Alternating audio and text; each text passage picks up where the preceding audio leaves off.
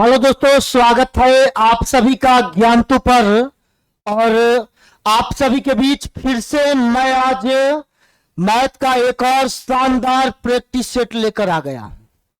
तो सीधा आते हैं सवालों की दुनिया में और हर सवाल के खोपड़ी को खोल के रख देना है।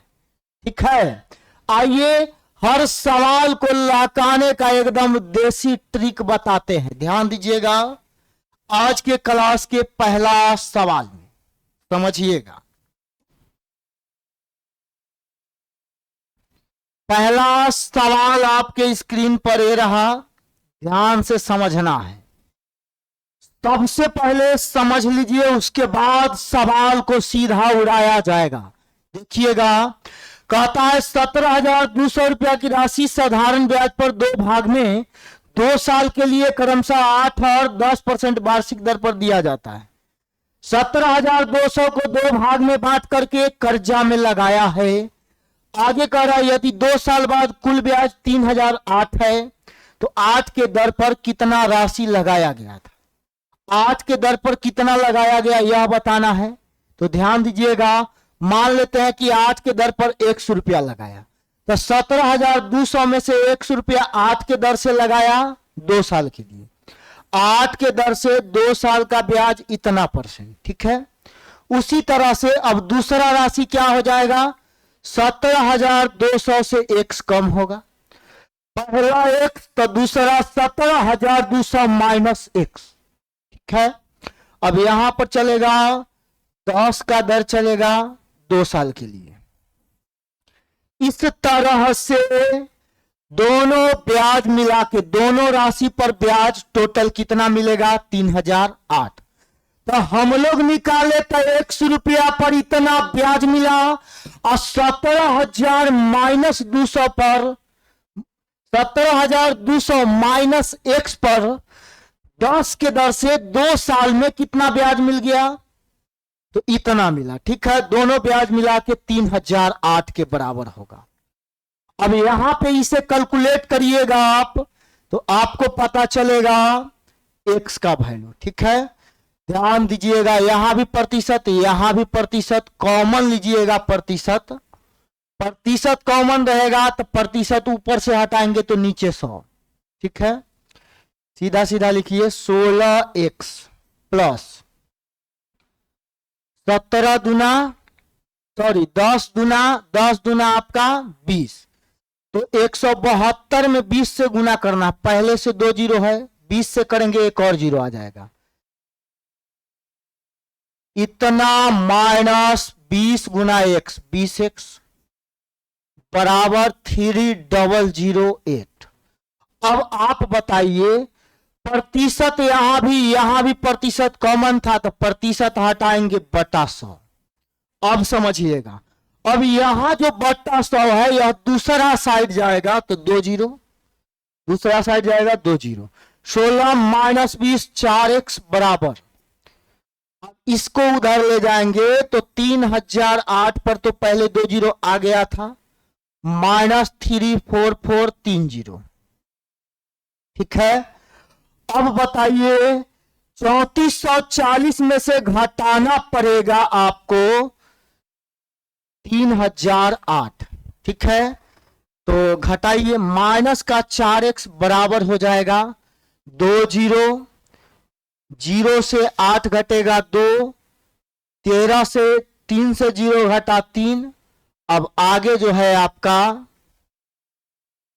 10 से 8 घटा 2, 3 से घट गया 0, 3 रहेगा। अब यह हो गया 4, 4 से 0 4, कुल मिला के यही मिला 432,000, मतलब 43,200 आया माइनस में। x का वैल्यू बताना है तो x बराबर 10 चौक 40 8, मतलब 8 के दर से कितना राशि उधार लिया गया था, तो 10,800, ऑप्शन नंबर ए। ठीक है, बात समझ गए होंगे, ध्यान से एकदम समझ लीजिए। चलिए आगे बढ़ा जाए। चलिए अगला सवाल में आ जाइए, नेक्स्ट क्वेश्चन पर फोकस करिएगा, ध्यान दीजिएगा।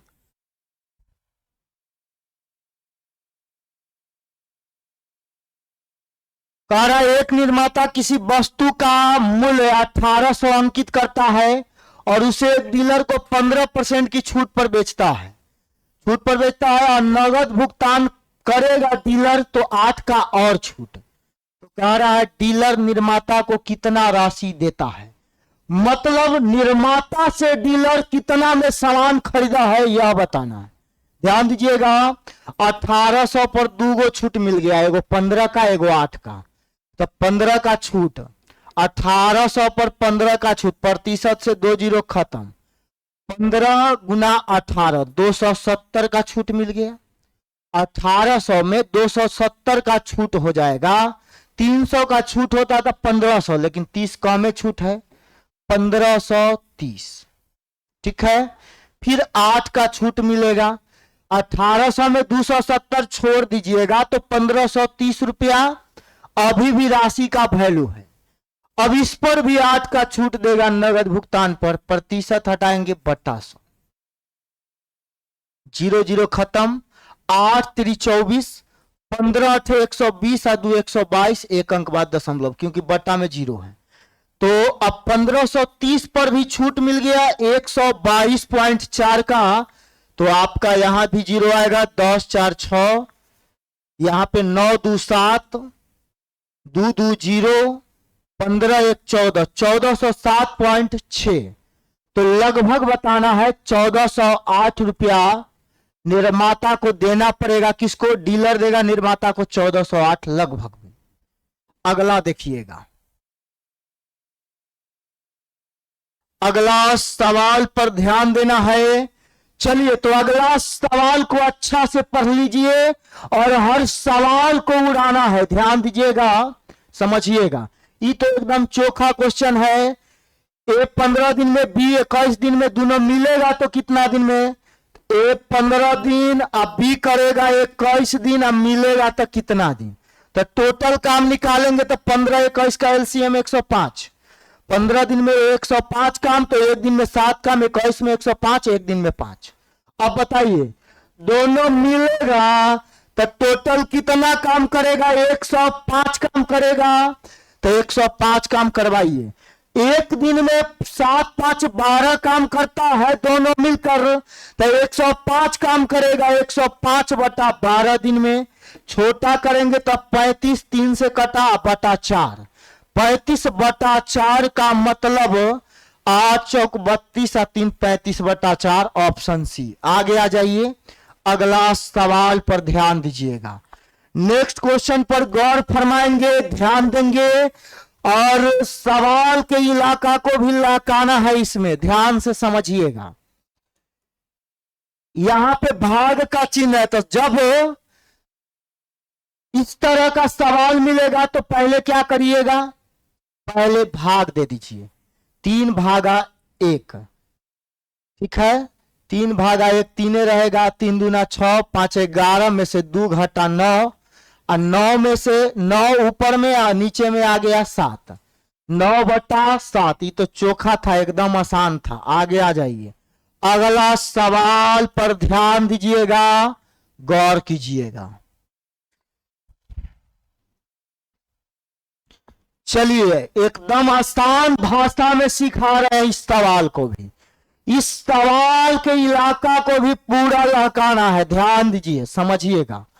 कहता है 18 क्रमिक पूर्णांक, क्रमिक का मतलब 18 लगातार पूर्णांक है, तो 18 लगातार संख्या का औसत 22.5 है, तो निम्न में से कौन सा समुच्चय का सबसे बड़ा पूर्णांक? 18 गो में 9 संख्या इधर और 9 संख्या इधर, तो बीच में औसत आएगा। लगातार है तो औसत बीच में, लगातार संख्या का औसत कहाँ आएगा? बीच में आएगा। तो 18 संख्या में बीच वाला पता नहीं चलेगा, तो आप क्या करिएगा? 9 संख्या इधर रखिए, 9 संख्या इधर, बीच में क्या है आपका? 22.5। इसका मतलब ध्यान दीजिएगा, 9वां संख्या, 9 संख्या यहां तक, यहां से इधर, 9वां संख्या 22, 10वां संख्या 23। अब यहां से 9 संख्या आगे जाना है, कितना संख्या आगे जाना है? तो 8 जोड़ देंगे। यहां के बाद देखिए, सीधा 9 संख्या आगे जाना है तो संख्या अगर 9 आगे जाने को बोल रहा है तो आप 8 आगे जाइए। सीधा यहां से भी कर सकते हैं, 22.5 में 8 जोड़ दीजिए 30.5। लेकिन 30.5 का मतलब क्या, 30 से ज्यादा होगा संख्या, 30 से ज्यादा, 30 से बड़ा क्या 31। प्रैक्टिकल भी देख सकते हैं, देखिए 9वां संख्या 22, 10वां 23, 11वां 24, 12वां 25, 13वां 26, 14वां 15वां 16वां 17वां और 18वां। 18वां संख्या सबसे बड़ा होगा, जो कितना होगा 31 होगा। सारा बात आप जान गए। तो अब आगे आ जाइए नेक्स्ट क्वेश्चन में। यह जो सवाल है ट्रिगोनोमेट्री का मोस्ट इंपोर्टेंट सवाल है, तो इस सवाल का भी एकदम अच्छा तरह से पोस्टमार्टम करेंगे। सवाल के एक एक नस का इलाज कर देना है, ध्यान दीजिएगा, समझिएगा, गौर फरमाइएगा। आ जाइए, क्या कहता है सवाल, समझना है। सवाल कहता है 2 sin square theta plus 3 cos theta equal to 3 है। तो थीटा का मान 0 से बड़ा 90 से छोटा, मतलब थीटा ना 0 होगा ना 90 होगा, तो क्या होगा 30, 60 या 45 में से कोई होगा। बड़ा वाला लेके देख लेते हैं बराबर 3 आता है कि नहीं। साइन 60 का वैल्यू, चलिए आ जाइए, साइन 60 का वैल्यू निकालेंगे। साइन 60 का मान होता है √3/2, स्क्वायर है तो स्क्वायर। कॉस 60 का वैल्यू सीधा सीधा हो जाता है 1/2। अब इन दोनों को सोल्व करके 3 आ गया तो थीटा बराबर 60 डिग्री फॉलो कर लेगा, ठीक है। आ जाइए, ध्यान दीजिएगा, ये हो जाएगा आपका 2 गुना √3 का स्क्वायर 3 अब बटा 4, 3/2 अब प्लस 3/2 बराबर 6/2 बराबर 3। 3 के बराबर हो गया, इसका मतलब थीटा बराबर 60 डिग्री सही है। और जब थीटा बराबर 60 डिग्री यहां पे इस इक्वेशन में संतुष्ट हो गया तो यहां भी 60 डिग्री डाल देंगे। सेक 60 का वैल्यू, सेक 60 का वैल्यू 2, स्क्वायर है तो स्क्वायर। कॉट 60 का वैल्यू √3 होता है। कॉट 60 का वैल्यू क्या होता है, ध्यान से, कॉट 60 का वैल्यू 1/√3 होता है। इसका स्क्वायर करेंगे, 2 का स्क्वायर 4 अब plus 1/3, 4.1/3 answer option number B में है। आगे सीधा बढ़ते हैं अगला सवाल में। अगला सवाल के इलाका में धुआं धुआं कर देना है, हर सवाल का एकदम गर्दा उड़ाना है, ध्यान से समझिएगा। चलिए गौर फरमाएंगे इस सवाल में, ध्यान दीजिएगा। कह रहा है एक चुनाव में 2 उम्मीदवार द्वारा चुनाव लड़ा गया, 2 उम्मीदवार चुनाव लड़ रहा है, 5% वोट नहीं डाला तो टोटल मतदाता वोटर लिस्ट में 100, 5 वोट नहीं डाला तो डाला कितना 95, ठीक है। आगे कह रहा है तथा 10% वोट या तो अमान्य या नोटा में पाए गए, तो 10 गो नोटा को मिल गया, 95 वोट डाला गया, नोटा में 10 चला गया, तो कैंडिडेट के लिए 85 वोट बचा। 95 वोट पड़ा और उसमें से नोटा में चला गया 10, तो नोटा में 10 चला गया तो बच गया हमारे पास कितना, तो हमारे पास बचा 85 वोट। अब इसी 85 वोट में से कैंडिडेट को वोट दिया जाएगा, ठीक है। तो कैंडिडेट को मिलेगा 85 वोट, ठीक है। अब जितना भी कैंडिडेट है उसको 85 वोट में से ही मिलेगा। तो कह रहा है आगे जीतने वाले उम्मीदवार ने अपने पक्ष में 60% मत प्राप्त किया, तो जीतने वाला 60 लाया है, कितना 60, और इतना मत से चुनाव जीता। कितना मत से जीत गया है, इतना मत से, ध्यान दीजिएगा, समझिएगा। जीतने वाला 85 में से 60 लाया तो हारने वाला को कितना मिला, जो हारा उसको 25। 85 से 60 जीतने वाला के पास है, तो 85 में से 25 होगा हारने वाला के पास। कह रहा इतना मत से चुनाव जीता, इतना मत से जीता या इतना मत से हारा, इसका मतलब क्या होता है? दो कैंडिडेट के बीच वोट का अंतर होता है। क्या होता है? वोट का अंतर। तो अंतर यहां पे है 35 का, और रियल में 70 और 271 का है। तो देखिए 35 बराबर इतना, तो 1 बराबर इतना। आपको क्या बताना है? मतदाता की कुल संख्या, टोटल कितना मत देने वाले हैं, तो 100। ध्यान दीजिएगा, 5 से काटेंगे 7, 5 से 20, 7 से काट के देख लीजिए, 7 दूना 14, 3 पर 2 32, 7 चौका 28, 4 पर 7 47 हो गया, 7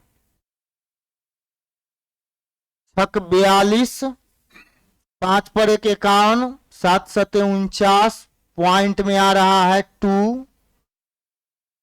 इसी तरह से पॉइंट में आएगा तो इतना गुना 20, 2467.2 गुना 20। चलिए ध्यान से समझिएगा। तो इसको आप क्या लिख सकते हैं? कह रहा है टोटल वोट की संख्या,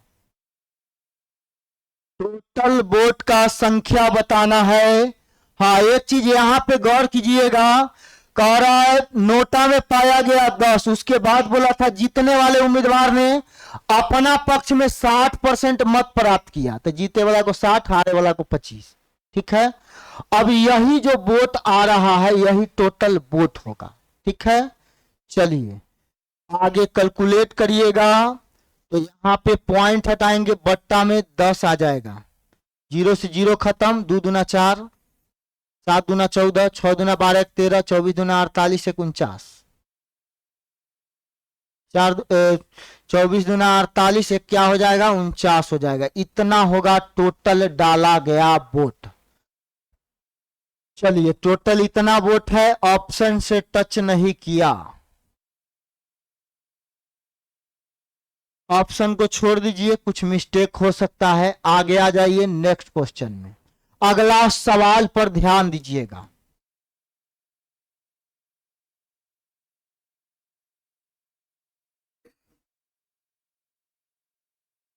चलिए समझिएगा, इतना बराबर √3 दिया है। क्या दिया है? √3। तो आप क्या करिए? स्क्वायर कर लीजिए, x का स्क्वायर करेंगे, √x का स्क्वायर करेंगे x। अब आपसे प्लस में पूछा है तो आपको प्लस में आना पड़ेगा, इसका भी स्क्वायर। तो यह हो जाएगा √3 का स्क्वायर 3, अब माइनस में है तो 2 जोड़ेंगे। ठीक है, तो x प्लस 1/x बराबर क्या हो जाएगा? 3 2 5। अब क्या करेंगे? x square plus 1/x square. अगर माइनस से प्लस जाना है तो साइन बदल के जोड़ते हैं। ठीक है, अब प्लस से भी प्लस जाना रहेगा तो यहां भी बदला जाएगा साइन, यहां साइन बदलिएगा तो 5 का स्क्वायर, 3 2 5 का स्क्वायर माइनस 2, कितना? 23। अब आगे x4 प्लस 1/x4 करना है, तो यहां भी 23 का स्क्वायर करेंगे, माइनस 2 कर देंगे, 527 आ जाएगा। ऑप्शन बी होगा। आगे चलिए अगला सवाल में, अगला सवाल पर ध्यान दीजिएगा, गौर कीजिएगा। सवाल क्या कहता है? सवाल को एक बार समझा जाए। चलिए तो अगला सवाल आपके स्क्रीन पर है। तो अब क्या करना है? सवाल को एकदम आसानी से पढ़ना है, उसके बाद हर सवाल को जैसे लहकाते आ रहे हैं वैसे ही इसे भी लहकाएंगे। देखिएगा, सवाल को सीधा उड़ाना है, पहले समझिए। तारा केंद्र ओ वाले एक वृत्त का व्यास AB है, तो इनको वृत्त पहले खींचिए। यह जो वृत्त है इसका केंद्र O है, इसका व्यास का नाम दे दिया है AB, AB व्यास है। ठीक है, अब कह रहा है वृत्त के बिंदु C पर स्पर्श रेखा, वृत्त के बिंदु कहां पर? बिंदु C पर स्पर्श रेखा, और ए बी, बिंदु सी पर स्पर्श रेखा एक है और ए बी है। बिंदु सी पर स्पर्श रेखा और ए बी आगे बढ़ाए जाने पर सी पर से स्पर्श रेखा बढ़ाया गया और ए बी को बढ़ाया गया, ठीक है। तो बढ़ाया गया तो यह जाके मिलता है पी पर। कहा मिलता है? पी पर मिलता है। तो यहां पे मान लीजिए सी बिंदु है, इसी बिंदु को सी मान लेते हैं और स्पर्श रेखा खींचते हैं। तो यहां से स्पर्श रेखा इधर खींचे और ई आके मिल गया पी पर। कहां आके मिला? बिंदु पी पर। व्यास ए बी को आगे बढ़ाया गया और स्पर्श रेखा सी को बढ़ाया गया। सी से एगो स्पर्श रेखा खींचा गया जो मिला पी पे जाके। तो अब बोलता है आपको यहां पे आपको बोल रहा है एपीसी। एपीसी, ए से पी पर गया, सी आ गया, मतलब यह एंगल 38 डिग्री है। तो आपको बताना है पीसीबी। पी से सी पर आना है और चला जाना है बी पर। पीसीबी बताना है, पी सी बी, यह एंगल बताना है। ध्यान से समझिएगा, ध्यान दीजिएगा। अगर त्रिज्या स्पर्श रेखा पर आएगा तो यह लंब होता है। वृत्त की त्रिज्या स्पर्श रेखा पर लंब होता है तो यहां जो एंगल बनेगा यह 90 डिग्री होगा, ठीक है। अब 90 डिग्री जब हो गया तो आप बताइए, यह 38, यह पूरा 90 हो गया। तो जब यह पूरा 90 होगा तो यह एंगल कितना हो जाएगा? तो यह एंगल 90 के लिए हो जाएगा 52 डिग्री, ठीक है। यहां से त्रिज्या लिए थे। अब ध्यान दीजिएगा, व्यास था, व्यास अगर परिधि पर कोण बनाएगा, अब इस त्रिभुज में आप देखिएगा तो यह एंगल 52 डिग्री हो गया, ठीक है। यह एंगल पता चल गया 52 डिग्री और यह एंगल 38 डिग्री। तो आपको बताना है पी के बाद क्या? सी। पी, सी और बी बताना है। क्या बताना है? पी से आना है सी पर और सी से चला जाना है बी पर। तो यह एंगल बताना है, ठीक है। तो चलिए, ये जो एंगल बताना है, इस एंगल के लिए यहां देखिए, ये क्या है? आपका व्यास है। तो व्यास जो है परिधि पर कितना डिग्री का एंगल बनाता है? 90 डिग्री। व्यास द्वारा बनाया गया कोण 90 डिग्री, मतलब यहां से यहां तक कितना डिग्री? 90 डिग्री।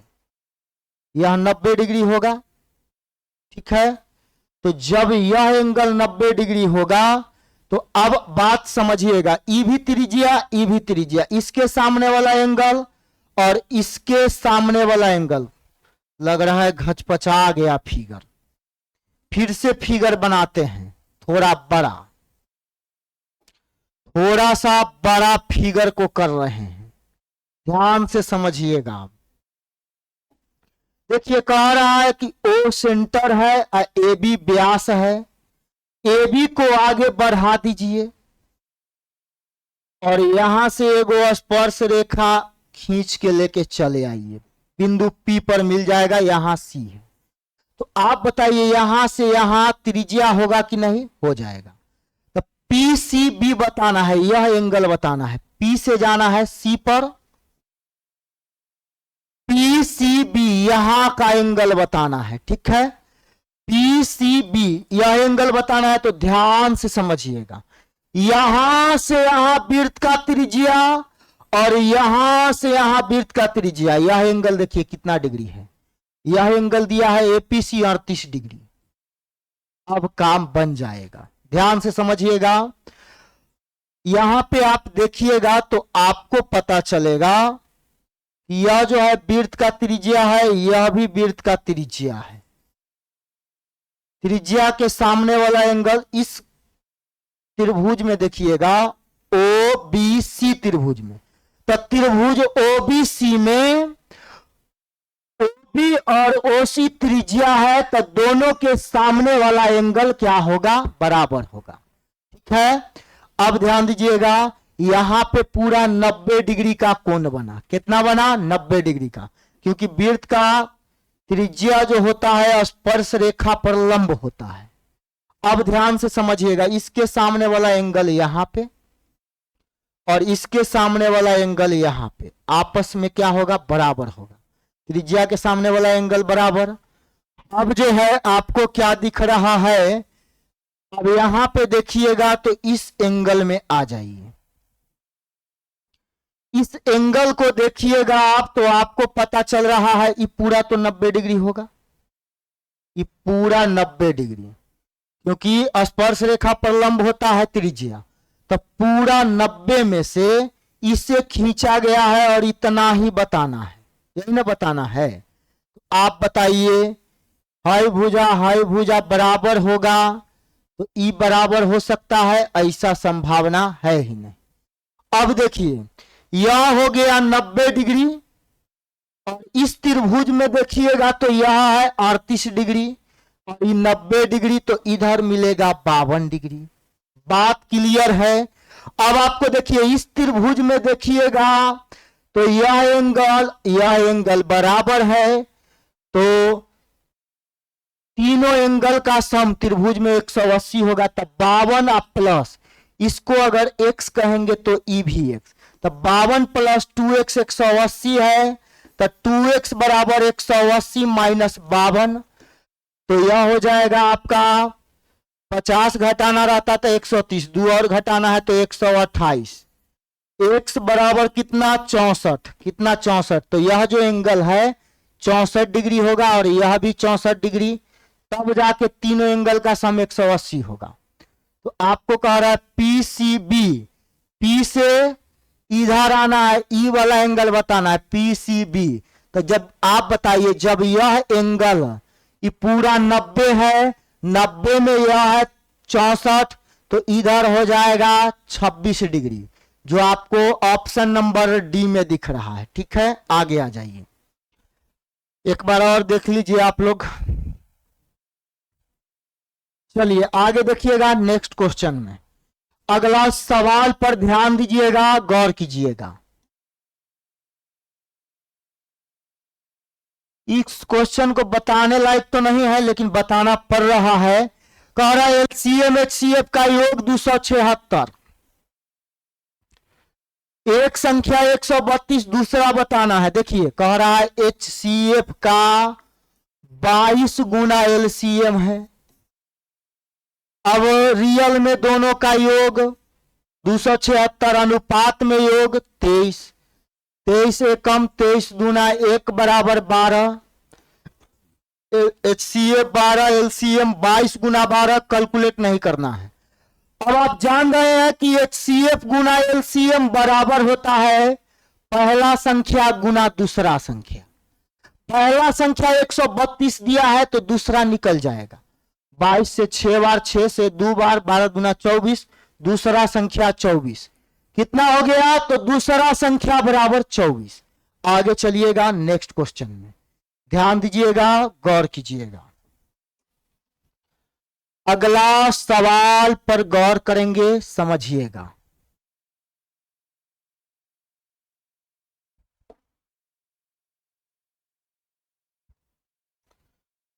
कहता है एक दुकानदार अगर किताब के मुद्रित मूल्य पर 10% की छूट देकर 17 का लाभ कमाता है और क्रय मूल्य 500 है, तो मुद्रित मूल्य का मतलब अंकित मूल्य होता है। क्या होता है? अंकित मूल्य। तो ध्यान दीजिएगा, क्रय मूल्य पर 17 का लाभ, तो विक्रय मूल्य क्या हो जाएगा? विक्रय मूल्य हो जाएगा क्रय मूल्य का 117%। अगर लाभ 17 का लीजिएगा तो कितना में बेचिएगा? 117 में। लेकिन कह रहा है विक्रय मूल्य इधर जो है मुद्रित मूल्य पर 10 के छूट पर है, तो मुद्रित मूल्य पर 10 का छूट दीजिएगा तो 90%। मुद्रित मूल्य पर 10 का छूट 90%, तब विक्रय मूल्य होगा मुद्रित मूल्य का 90% या क्रय मूल्य का कितना परसेंट? 117%, क्योंकि 17 लाभ, क्रय मूल्य 100, 17 लाभ, बेचेंगे क्रय मूल्य के 117 में।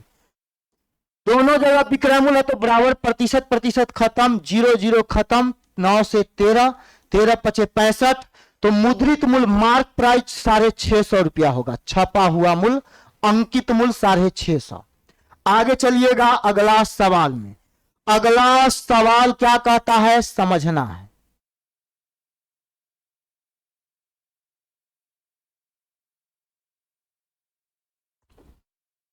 क्वेश्चन कह रहा है 20 10 8 सेंटीमीटर आकार के एक बंद बॉक्स को बनाने के लिए कार्डबोर्ड का क्षेत्रफल। बक्सा बनाने में लगे कार्डबोर्ड का क्षेत्रफल का मतलब बक्सा का संपूर्ण पृष्ठ क्षेत्रफल होगा।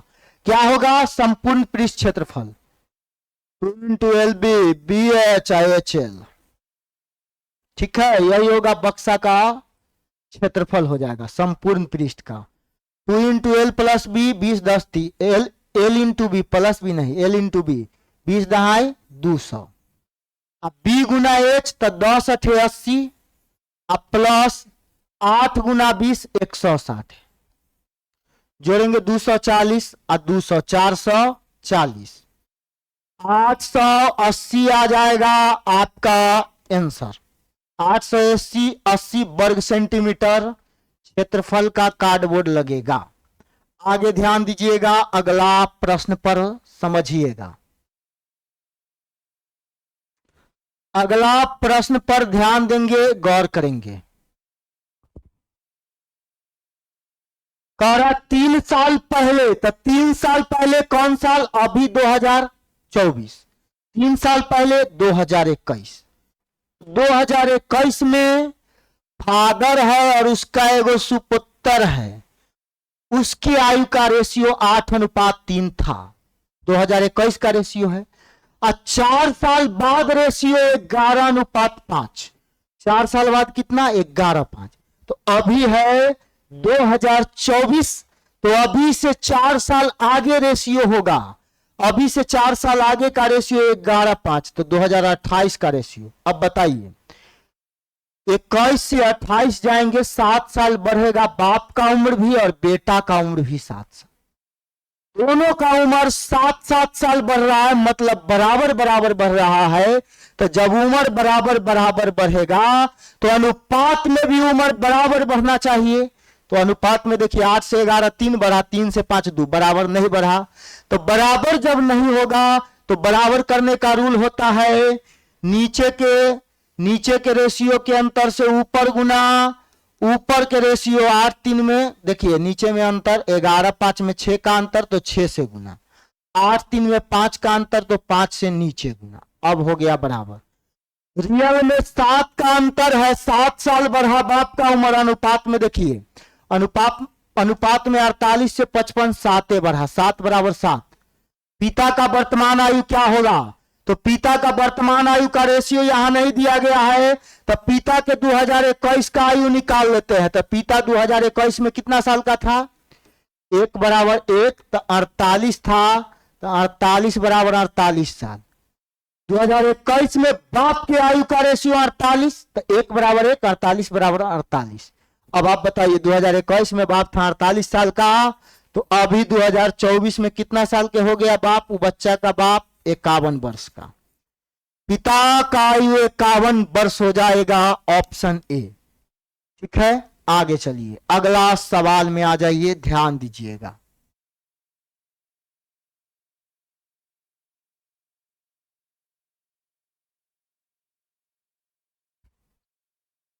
चलिए नेक्स्ट क्वेश्चन। हमारा एक अगला सवाल है हाइट एंड डिस्टेंस का। ठीक है, आगे बोलता क्या है समझिएगा।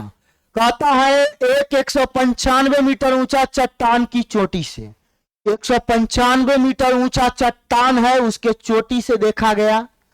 कहां देखा गया, तो मीनार के शीर्ष को, माथा को, सर को, मीनार के सर को और मीनार को पैर को देखा गया।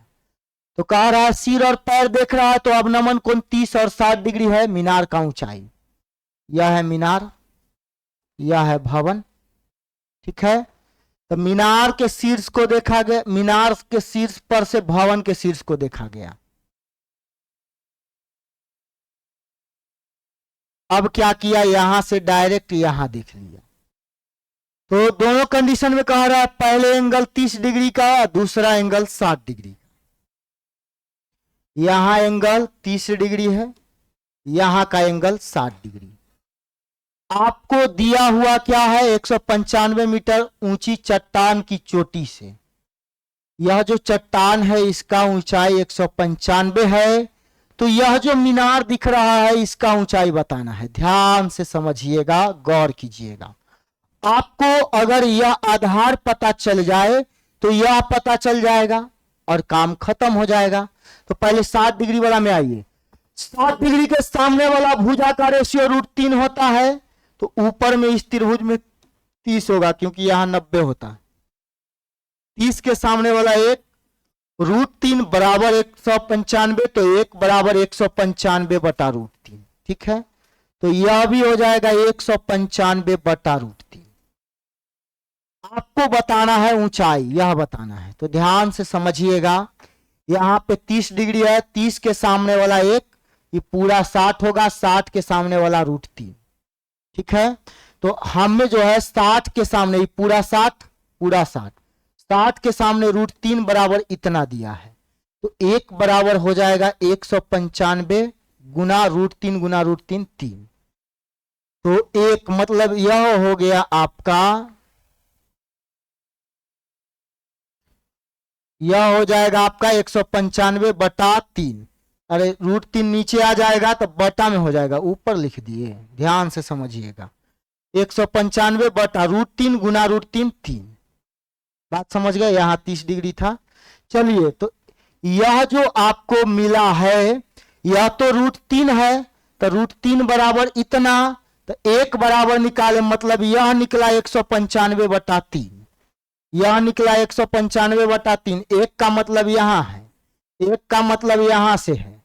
तो आपको क्या बताना है, मीनार की ऊंचाई यह बताना है, यहां से लेके यहां तक ई बताना है। तो ध्यान से समझिएगा, पूरा 195, यहां से ऊपर 195 बटा 3, तो इसके नीचे क्या होगा 195 बटा 2, ये सब नीचे क्या होगा 195 बटा 2। ठीक है, तो मीनार का ऊंचाई 195 बटा 2 नहीं मिल रहा है। 195 में 2 से भाग देंगे ना 65 होगा। ऑप्शन बी, 195 में 2 से भाग दीजिएगा तो यह आ जाएगा आपका 9 दूना 18 और 7.5। तो दे ही नहीं रहा है, किसी में भी नहीं है। मामला गड़बड़ हुआ तो हुआ कैसे, यहां पे देखिए 30 डिग्री था, एक जगह 60 डिग्री था, यहां पे 60 डिग्री। 60 के सामने वाला भुजा √3 बराबर 195, तो ये 1 बराबर 195 बटा √3। अब यहां पे क्या है, यह जो है आपका √3 होता है, 30 के सामने वाला 1, तो ये √3, तो √3 बराबर इतना 195 बटा √3, तो 1 बराबर 195 बटा 3, तो ये पूरा हो गया 195 बटा 3। तो पूरा 195 है, अब पूरा में से ऊपर वाला भाग घटा देंगे। चलिए, इतना घटाइएगा तो आपको क्या मिल जाएगा, घटाने में देखिए क्या कैसे घटाएंगे। 195 का 1 भाग लिया तो 5 तिहाई 15, 19 तिहाई 57, 1 58, माइनस 195 भागा 3। अब देखिए 5 5 0, 18 9 9, 4 1 3 बटा 3, काटिएगा 130 आएगा, क्या आया 130। ठीक है, आगे चलिए, आगे बढ़िएगा तो अगला सवाल मिलेगा आपको, ध्यान दीजिएगा अगला सवाल पर। ये एकदम आसान सवाल है। इस सवाल को बनाने के लिए आप क्या करिएगा, करत से 2 बचता है। चलिए, तो इस सवाल का आंसर हो जाएगा आपका 2 होगा। क्या होगा, 2 होगा, 2 होगा। आंसर बता देते हैं, आप लोग खुद प्रयास करिएगा। ठीक है, चलिए आगे बढ़ते हैं अगला सवाल में। बहुत आसान सवाल था वह, अब आ गया वेन डायग्राम का क्वेश्चन।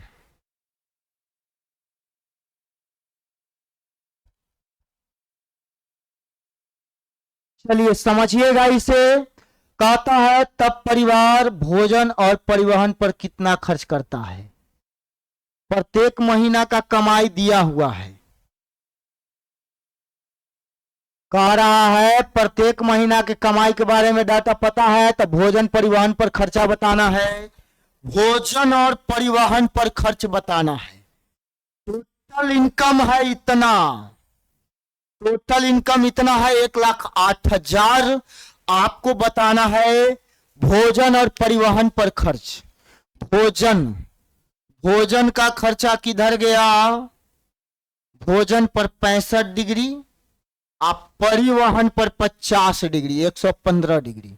तो डिग्री वाला मैटर है, तो डिग्री में टोटल का तुलना 360 डिग्री से, टोटल का तुलना 360 डिग्री से निकालना है। दोनों का 115 डिग्री बराबर बताना है।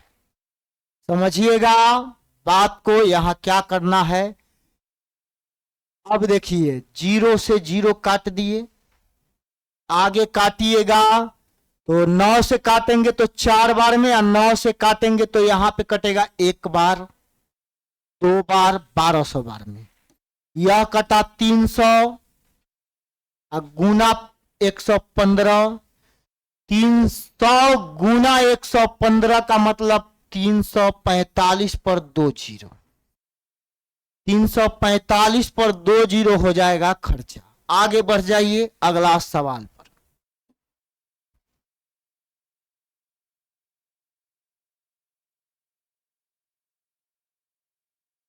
कह रहा 50 विद्यार्थी की एक कक्षा में 18 ने संगीत लिया, 26 ने कला, और 2 विद्यार्थी ने कला संगीत दोनों लिया, तो कितने विद्यार्थी कुछ नहीं लिया। कुछ नहीं लेने वाला, नहीं लेने वाला बताना है, तो ध्यान दीजिएगा लेने वाला निकालिए। कोई ना कोई सब्जेक्ट लेने वाला की संख्या, सब्जेक्ट लेने वाला की संख्या बराबर क्या हो जाएगा, अलग अलग वाला को जोड़ेंगे। 18 को संगीत लिया तो 18 को रखेंगे, 26 को अलग लिया है काला, तो अलग वाला को जोड़ेंगे। और दोनों लेने वाला क्या गो है, 2 गो, तो दोनों वाला को घटा देंगे। तो 26, 24, 8, 32 और 10 42। तो पढ़ने वाला कितना निकला, 42 गो। 50 में 42 पढ़ने वाला, तो नहीं पढ़ने वाला 8 गो। 8 गो क्या है, एक भी सब्जेक्ट नहीं लिया, ये सब घूमेगा। चलिए आगे बढ़िएगा अगला सवाल में।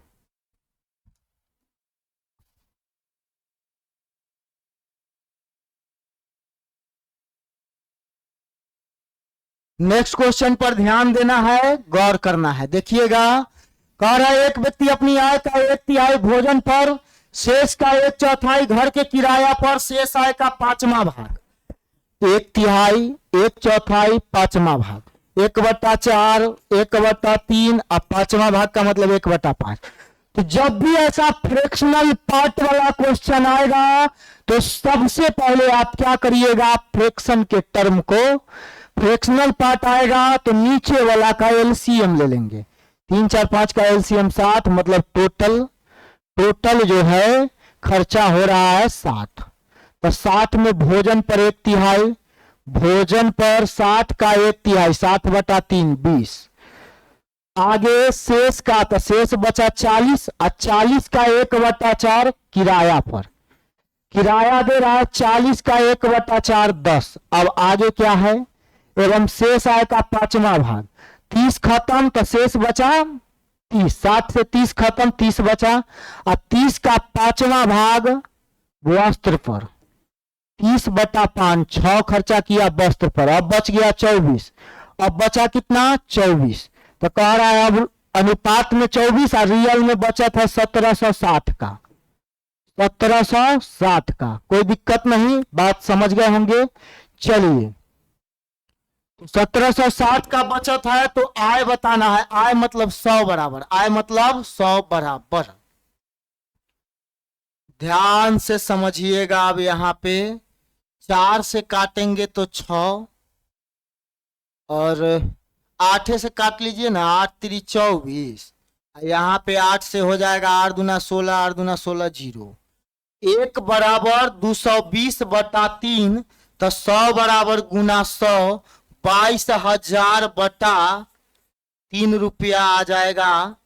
क्या आ जाएगा? 22,000 बटा 3 हो जाएगा। ठीक है, 8 3 24, 8 दूना 16, 8 दूना 16 0। 1760 शेष बचा था, इसीलिए हाँ अब आपको क्या बताना है? अरे टोटल तो 60 बराबर बताना है। देखिए एक्सीडेंट हो गया, टोटल का मतलब 100 समझा गया था, टोटल निकालना है तो कितना बराबर? 60 बराबर 24 बराबर 220, 3 बराबर 220 हो गया, तो आपको 1 बराबर इतना आ गया, तो टोटल है 60, तो 60 बराबर गुना 60, 20 गुना 4400, कितना आएगा? 4400। आगे बढ़ जाइए अगला सवाल में। अगला सवाल पर ध्यान दीजिएगा, गौर कीजिएगा, समझिएगा नेक्स्ट क्वेश्चन को।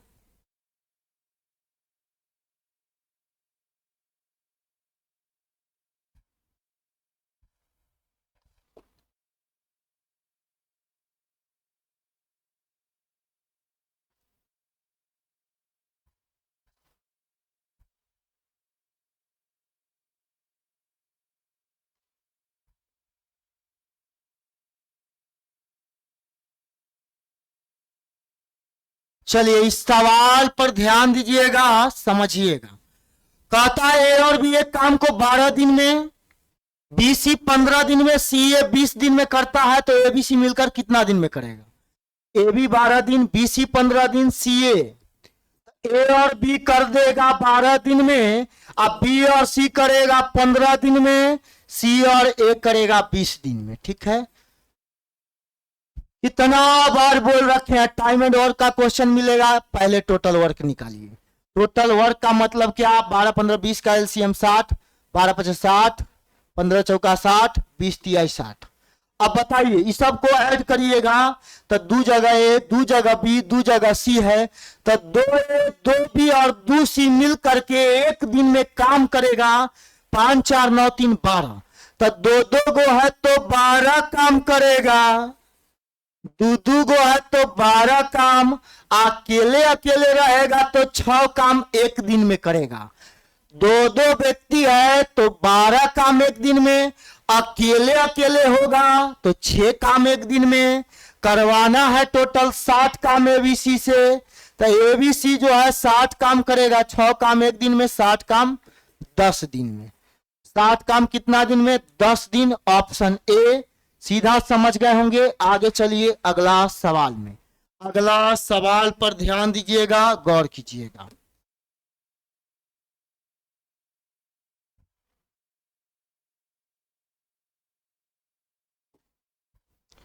चलिए अगला सवाल कह रहा है जनसंख्या वाला है, तो कह रहा है एक शहर की जनसंख्या पहले 5 बढ़ता है, अगला साल 5% घटता है।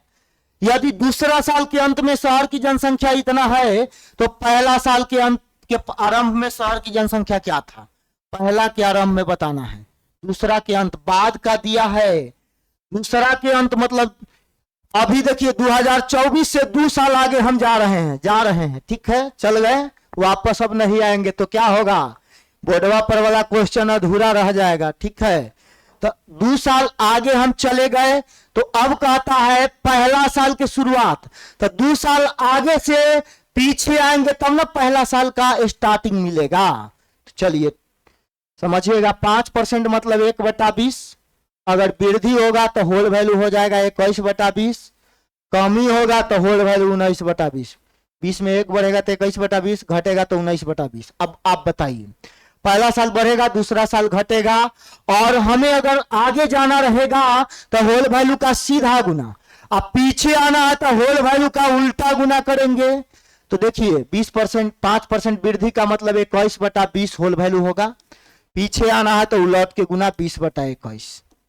ध्यान से समझिएगा आगे। अब देखिए 1 साल और पीछे जाएंगे तब पहला साल होगा, तो होल वैल्यू का उल्टा गुना, कमी वाला में 19/20 को 20/19 लिखेंगे। ठीक है, 19 से काटेंगे, 19 चौक 76, 19 दूना 38 0 20 20 20 20 20 20 का मतलब 8000। शुरू में जनसंख्या था 8000। आगे आइए अगला सवाल में। अगला सवाल पर ध्यान दीजिएगा, समझिएगा।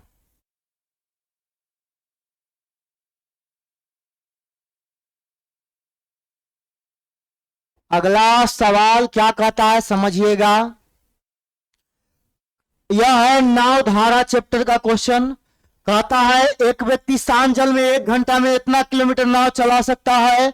वह पाता है कि उधर प्रवाह में एक निश्चित दूरी तय करने में अनुप्रवाह की अपेक्षा दुगना समय लगता है।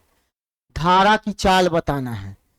शांत जल में 1 घंटा में इतना किलोमीटर जा रहा है, मतलब शांत जल में चाल 7.5 किलोमीटर पर आवर।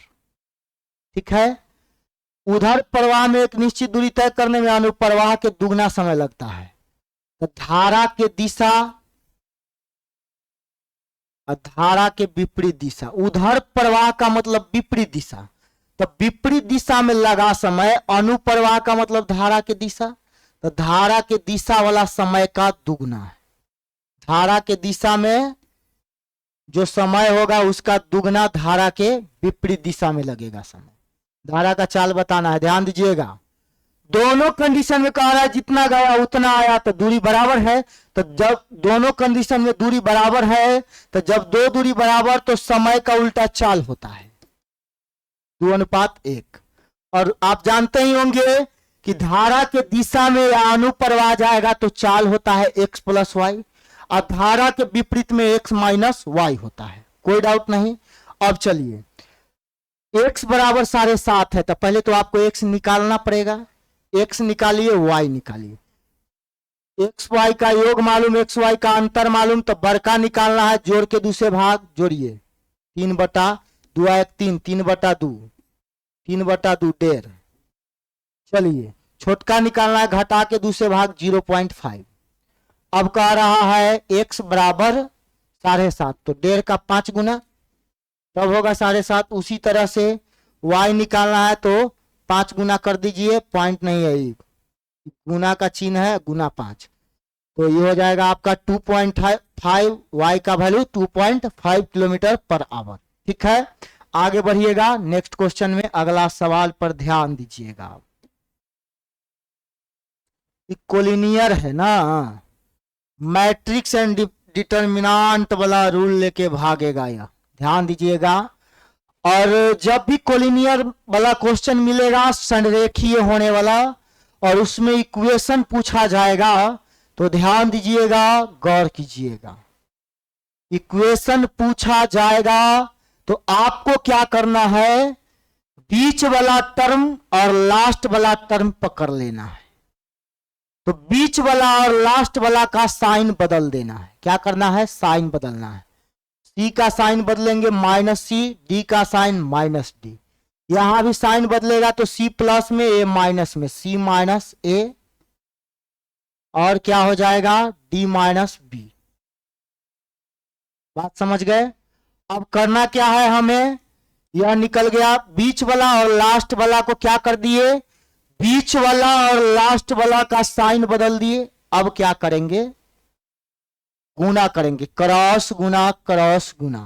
क्रॉस गुना करिएगा, -C गुना D -CD, -BC minus plus BC, -DC plus DA। यहां पे ध्यान से समझेंगे। यहां पे क्या आएगा, -CD प्लस BC। ठीक है, -DC नहीं, यहां पे बीच में इसको कैलकुलेट कर लिए, इसको कैलकुलेट कर लिया, बीच में एगो माइनस का चिन्ह रहेगा, तो माइनस माइनस प्लस CD। अब यहां पे ई भी हो जाएगा माइनस। फिर से समझिएगा, कोलिनियर का क्वेश्चन रहेगा, संरेख वाला रहेगा, तो बीच वाला और लास्ट वाला का साइन बदल देंगे। ठीक है, अभी दोनों को गुना करेंगे, क्रॉस गुना करके बीच में माइनस का साइन देंगे, तो ई हो जाएगा -CD minus minus plus BC। ठीक है, अब आ जाइए आगे, minus C D minus minus plus A D, ठीक है। अब बीच में साइन कौन सी का, माइनस का, minus C D plus B C, minus minus plus C D, minus plus minus A D, इतना बराबर जीरो, इतना बराबर भी जीरो, ठीक है। अब देखिएगा, अब इसे कैलकुलेट करिएगा, है खत्म, B C minus A D बराबर zero, B C minus A D बराबर जीरो। ऑप्शन नंबर ए हो जाएगा आपका आंसर, कोलिनियर हो जाएगा, ठीक है। अब चलिए आगे, यहां पे आ जाइए, ध्यान दीजिएगा, गौर कीजिएगा।